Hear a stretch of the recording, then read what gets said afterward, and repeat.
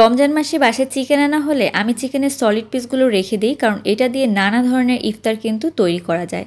তো তৈরি করেছিলাম একদম ইফতার বাজারের মতো চিকেন স্টিক, আর এটা বানাতে কিন্তু একেবারে কম পরিমাণে চিকেন লাগে আর বানানোও খুবই সহজ। তো প্রথমে এখানে চিকেনের ব্রেস্ট পিস নিয়েছি।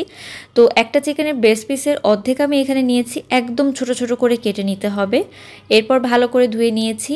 এখন নিয়ে নিচ্ছি এখানে চিলি ফ্লেক্স 1 চামচের মতো, তার সাথে জিরার গুঁড়া দিয়ে দিচ্ছি 1/2 চামচের মতো, শুকনা মরিচের গুঁড়া 1/2 চামচের মতো, তার সাথে খুব অল্প পরিমাণে একটু হলুদের গুঁড়া দিয়ে দিচ্ছি, স্বাদ মতো দিয়ে দিব লবণ। তো আমি আদা ভাঙা করে রেখেছিলাম এখানে ধনিয়া, সেটাকে দিয়ে দিচ্ছি 1 চামচ পরিমাণে। এখন দিয়ে দিব গোলমরিচ 1/2 চামচ পরিমাণে, আর তার সাথে আদা রসুন কাঁচামরিচের পেস্ট 2 টেবিল চামচ পরিমাণে এখানে দিয়ে দিচ্ছি। টক দই দিয়ে দিব 2 টেবিল চামচ পরিমাণে, আর খুব অল্প একটু জর্দার রং বা ফুড কালার দিয়ে দিচ্ছি অরেঞ্জ কালারের। তো এটা দেওয়ার পরে দিয়ে দিব গুঁড়া দুধ, এখানে প্রায় 2 টেবিল চামচের মতো গুঁড়া দুধ আমি ব্যবহার করেছি। তো সব কিছুকে খুব ভালোভাবে কিন্তু মেখে নিতে হবে, আর এটা মেখে নেওয়ার পরে রেখে দিতে হবে প্রায় আধা ঘন্টা থেকে 1 ঘন্টার জন্য। আপনারা একটু বেশি সময় রাখতে পারলে আরও ভালো হয়, তবে আমি 1 ঘন্টার জন্য এটাকে রেখেছিলাম। তো আধা ঘন্টা পরে কিন্তু এটাকে স্টিকে ভরে তারপরে ভাজতে হবে। আর তার আগে কিন্তু আমি আপনাদেরকে দেখিয়ে দিচ্ছি স্টিকে কিভাবে এটাকে রেডি করবেন। স্টিকটাকে কিন্তু একটু ভালো করে ভিজিয়ে রাখবেন পানির মধ্যে, ওই 30 থেকে 40 সেকেন্ডের মতো। তারপরে একটু উঠিয়ে নিয়ে এভাবে চিকেনগুলোকে এই কাঠির মধ্যে কিন্তু পুড়ে নেবেন। তো এখানে আমি 4 থেকে 5 পিস করে চিকেন দিয়ে একটা স্টিক তৈরি করে নিয়েছি। তো 2টা ডিম একটু লবণ দিয়ে ভালো করে ফেটে নিতে হবে, আর এরপর কিন্তু এই ডিমের গোলার ভিতরে এটাকে ঘুরিয়ে নিতে হবে। ডিমে দেওয়ার আগে কিন্তু সাদা ব্রেড ক্রাম্পসের মধ্যে চিকেন স্টিকগুলোকে ঘুরিয়ে নিয়ে তারপর ডিমের গোলার মধ্যে ঘুরিয়ে নিতে হবে, আর এভাবে প্রত্যেকটা চিকেন স্টিক তৈরি করে নিতে হবে।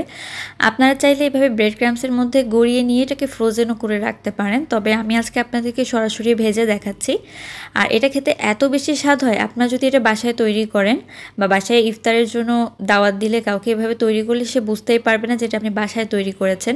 একদম ইফতার বাজারের মতো দেখতে এবং খেতে হয় অনেক বেশি সুস্বাদু। এভাবে কিন্তু এবার আপনারা তৈরি করে দেখতে পারেন, খুবই সহজ বানানো, আপনারা যেমনটা দেখতে পেলেন।